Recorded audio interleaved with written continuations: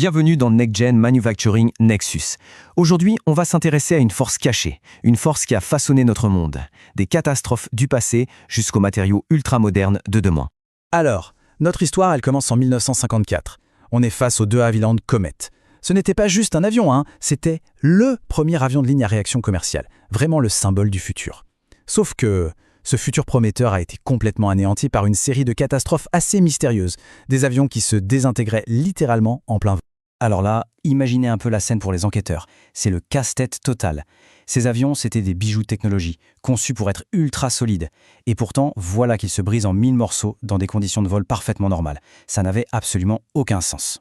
Et c'est là que ça devient fascinant. La réponse, elle était là, sous leurs yeux, mais invisible, un ennemi insidieux, capable de mettre à terre les structures les plus résistantes. Cet ennemi, c'est la fatigue du métal. Et voilà, c'est ça la clé de tout le mystère. Oubliez l'idée d'un gros choc, d'un seul événement violent. Non, ce qui a eu raison du comète, c'est l'accumulation, la répétition de toutes petites contraintes, vol après vol, encore et encore. Chaque décollage, chaque pressurisation de la cabine, c'était comme un tout petit coup de marteau invisible qui venait fragiliser la structure petit à petit jusqu'au point de rupture. Pour bien piger comment un matériau peut en arriver à se fatiguer, il faut d'abord apprendre à parler sa langue. Et cette langue, c'est celle de la contrainte et de la déformation. C'est assez simple en fait. La contrainte, c'est la force que le matériau ressent à l'intérieur. Et la déformation, c'est tout simplement comment il se déforme, comment il s'étire en réponse à cette force.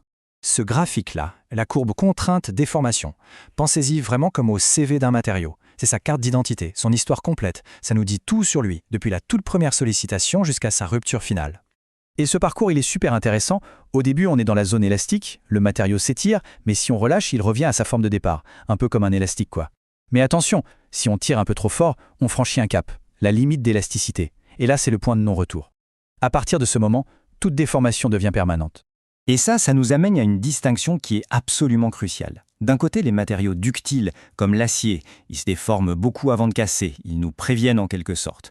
De l'autre, les matériaux fragiles, comme le verre, eux, ils ne préviennent pas, ils cèdent d'un coup. Et vous imaginez bien que la différence entre les deux peut être une question de vie ou de mort. Bon, on a identifié le coupable principal, la fatigue. Mais comme dans toute bonne histoire de crime, elle n'a pas agi seule. Non, elle avait un complice. Pour traquer la fatigue, les ingénieurs ont un outil, la courbe SN. C'est un peu comme une table d'espérance de vie pour une pièce mécanique. Elle nous dit précisément combien de cycles de contrainte une pièce peut encaisser avant de lâcher. Logique, plus la contrainte est forte, plus la durée de vie est courte. Et pour certains matériaux comme l'acier ou le titane, il y a un truc génial, la limite d'endurance. C'est un peu le saint Graal pour les ingénieurs. C'est un niveau de contrainte en dessous duquel, en théorie, la pièce peut durer éternellement. La fatigue ne peut tout simplement pas s'installer. Oui, mais que se passe-t-il si cette fameuse contrainte, même si elle est faible, n'est pas bien répartie sur toute la pièce? C'est là que notre complice entre en scène et transforme une contrainte a priori sans danger en un véritable piège mortel. Ce complice, c'est la concentration de contraintes. Imaginez une rivière qui coule tranquillement. Si vous mettez un gros rocher pointu au milieu, l'eau devient turbulente, agitée juste autour du rocher, n'est-ce pas? Pour les contraintes dans un matériau, c'est exactement la même chose. Le moindre trou, le moindre angle vif, ça perturbe le flux et ça crée un point de tension extrême. Et là, c'est le moment Eureka pour l'enquête du comète. Un simple trou circulaire dans une plaque peut déjà tripler la contrainte à ses bords. Mais les hublots du comète, eux, n'étaient pas ronds. Ils étaient carrés, avec des angles vifs. Ces angles ont agi comme de véritables poignards microscopiques qui, à chaque vol, à chaque pressurisation, venaient concentrer toute la force en un seul point. C'était inévitable. La catastrophe du comète, aussi tragique soit-elle, a provoqué un véritable électrochoc. Elle a complètement révolutionné la manière de concevoir les objets et a mené à des structures beaucoup plus sûres pour nous tous. Ce qu'il faut retenir, c'est qu'aujourd'hui, les ingénieurs ont toute une panoplie d'outils pour lutter contre cette fatigue. On parlait de notre rivière tout à l'heure. En arrondissant les angles, par exemple, on permet au flux de contraintes de s'écouler bien plus doucement. On évite ces turbulences mortelles. C'est l'une des nombreuses leçons apprises. Il existe même des outils, comme ce qu'on appelle le diagramme de Goodman, qui permettent aux ingénieurs de cartographier cette zone de sécurité. Ça leur permet de s'assurer qu'une pièce reste bien dans des limites acceptables, en prenant en compte à la fois les contraintes qui varient tout le temps et celles qui sont constantes. Toutes ces leçons, apprises il y a des décennies dans la douleur, sont aujourd'hui plus cruciales que jamais. Pourquoi ? Parce qu'on entre dans une toute nouvelle ère de la fabrication. Alors, quelle est la prochaine frontière ? Bienvenue dans le monde fascinant de la fabrication nouvelle génération.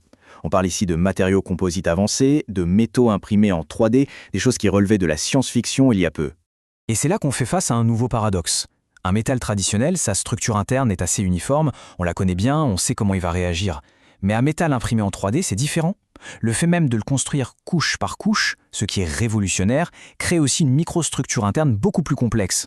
Et cette complexité peut cacher des défauts invisibles, des concentrations de contraintes totalement nouvelles. Ça nous oblige à tout repenser. Alors la question qui se pose, c'est, tandis qu'on construit le futur avec ces nouveaux matériaux incroyables, comment peut-on être sûr que nos créations, elles aussi, ne finiront pas par se fatiguer?